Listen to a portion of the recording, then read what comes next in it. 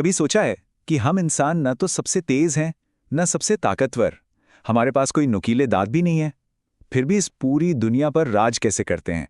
सच तो ये है कि हमारी कामयाबी का राज एक ऐसे साइकोलॉजिकल सीक्रेट में छिपा है जिसे हम सब रोज इस्तेमाल करते हैं, पर शायद ही कभी उस पर गौर करते हैं। तो यही वो बड़ा सवाल है कि आखिर हम बिना किसी फिजिकल सुपर पावर के इस प्लैनेट के किंग कैसे बन बैठे।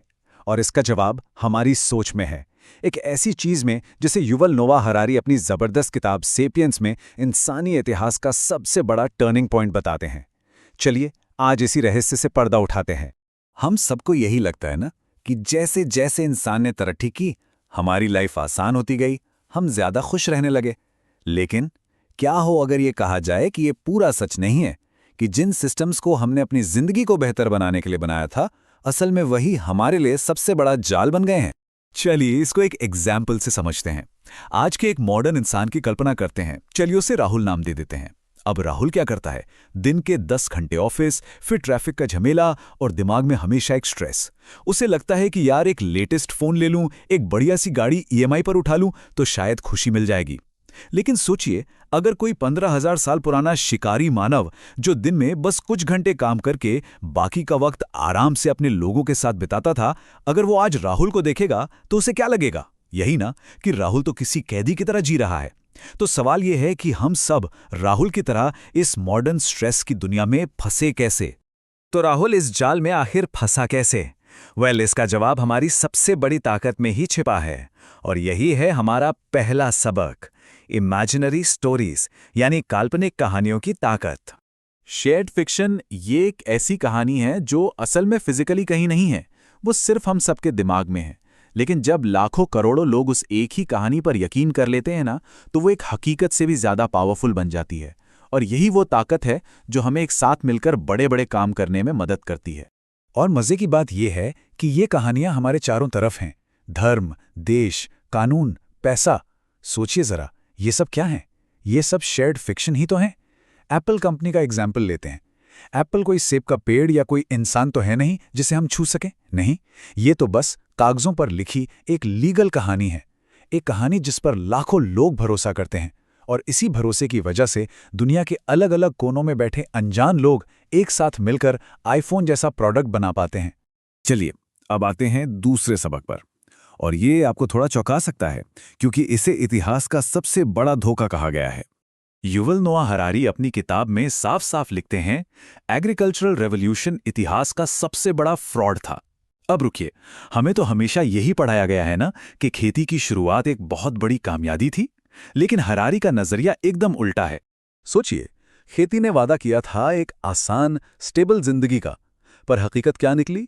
जिंदगी और मुश्किल हो गई। इंसान एक ही जगह पर बंद कर रह गया। वादा था कि खाना भरपूर मिलेगा, पर सच ये था कि बीमारियां फैलने लगी। समाज में अमीर गरीब का भेद बढ़ गया। हमें लगा कि हम गेहूं को कंट्रोल कर रहे हैं, पर असल में गेहूं ने हमें अपना गुलाम बना लिया। ये कुछ वैसा ही है जैसे कोई बहुत बड़ा घर लोन पर ले ले और फिर पूरी जिंदगी उस घर का कैदी बनकर उसकी ईएमआई चुकाता रहे। तो ठीक है, खेती ने हमें एक जगह पर तो बांध दिया, और समाज बड़ा और कॉम्प्लेक्स होता गया। अब इतने बड़े कॉम्प्लेक्स समाज को चलाने के लिए एक और काल्पनिक कहानी की जरूरत पड़ी, और वो कहानी थी पैसा।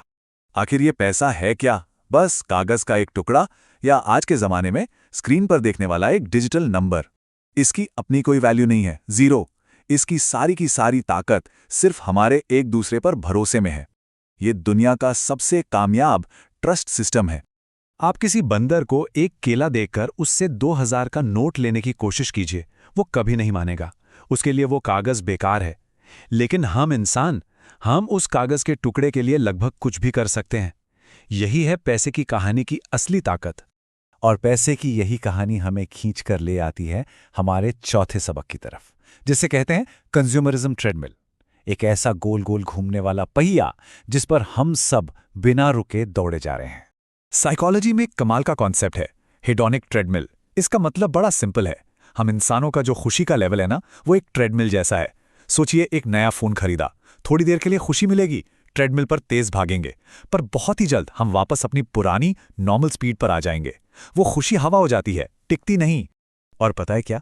ये पूरा का पूरा सिस्टम ही ऐसे डिज़ाइन किया गया है ताकि हम हमेशा अगली चीज़, अगली खरीदारी के पीछे भागते रहें। इससे इकॉनमी तो ग्रो करती है, बिल्कुल करती है, लेकिन हमारी असली, सच्ची खुशी वो हमेशा हमारी पहुंच से 2 कदम आगे ही रहती है और हम एक कभी ना खत्म होने वाली दौड़ में फंस कर रह जाते हैं। तो अब तक हमने क्या देखा?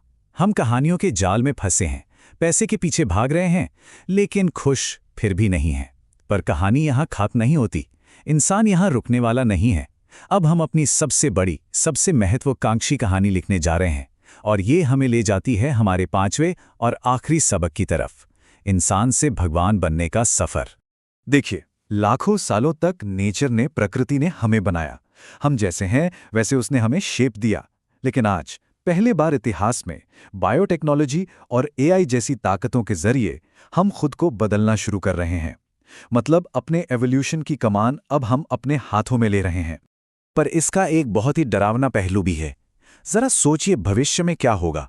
अमीर लोग पैसे देकर बायोलॉजिकल अपग्रेड्स खरीदेंगे और खुद को एक तरह का सुपर ह्यूमन बना लेंगे।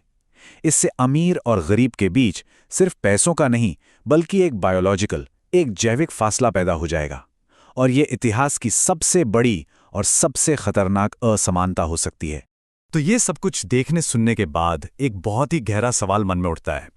इतनी तरक्की हो गई, हमारे पास स्मार्टफोन्स हैं, कमाल की दवाइयां हैं, हम स्पेस में जा रहे हैं, लेकिन क्या हम वाकई अपने उन पुराने शिकारी पूर्वजों से ज्यादा खुश हैं? और इसका जवाब शायद नहीं है। कड़वा है पर सच है। हमने पूरी दुनिया को कंट्रोल करना तो सीख लिया, पर अपने ही दिमाग को, अपनी ही इच्छाओं को कंट्रोल करना भूल गए। और नतीजा, हम इतिहास में पहले से कहीं ज्यादा अकेले, स्ट्रेस्ड और डिप्रेस्ड हैं। तो सवाल यह है कि इस जाल से निकला कैसे जाए? इसके लिए 3 बातें गांठ बांध लेनी चाहिए। पहली, ये समझना होगा कि समाज ने सक्सेस के जो नियम बनाए हैं ना, वो सब सिर्फ इंसानों की बनाई कहानियां हैं, कोई पत्थर की लकीर नहीं। दूसरी बात, जरूरत से ज्यादा लग्जरी जिंदगी को आसान नहीं बल्कि और उलझा देती है। और तीसरी और सबसे जरूरी बात, परमानेंट खुशी खरीदी नहीं जा सकती, वो मिलती है अंदर की शांति से और असली रिश्तों से। तो आज से क्या कर सकते हैं? एक छोटा सा एक्सपेरिमेंट करके देखिए। 48 घंटे का रूल अपनाइए। जब भी कोई ऐसी चीज़ खरीदने का मन करे जिसकी सच में ज़रूरत नहीं है, तो बस 48 घंटे इंतज़ार कीजिए। आप देखेंगे कि 90% मामलों में वो इच्छा अपने आप मर जाएगी। समाज ने जो खुशी की डेफिनेशन बनाई है, उस पर सवाल उठाइए। खुद से पूछिए, क्या वो नई कार सच में खुशी देगी या बस EMI का स्ट्रेस? और हाँ, सोशल मीडिया पर फॉलोअर्स बढ़ाने से कहीं बेहतर है असली दुनिया में कुछ अच्छे दोस्त और एक मजबूत कम्युनिटी बनाना। तो देखिए, पिछले 70,000 सालों में हम इंसान एक मामूली से जानवर से भगवान बनने की दहलीज तक आ पहुंचे हैं। लेकिन अब हमारे भविष्य का सबसे बड़ा सवाल ये नहीं है कि हम क्या क्या कर सकते हैं, क्योंकि हम बहुत कुछ कर सकते हैं। असली सवाल तो ये है, अब जब हमारे पास कुछ भी करने की शक्ति है, तो हम असल में बनना क्या चाहते हैं? इस सवाल का जवाब हम सबको मिलकर खोजना होगा।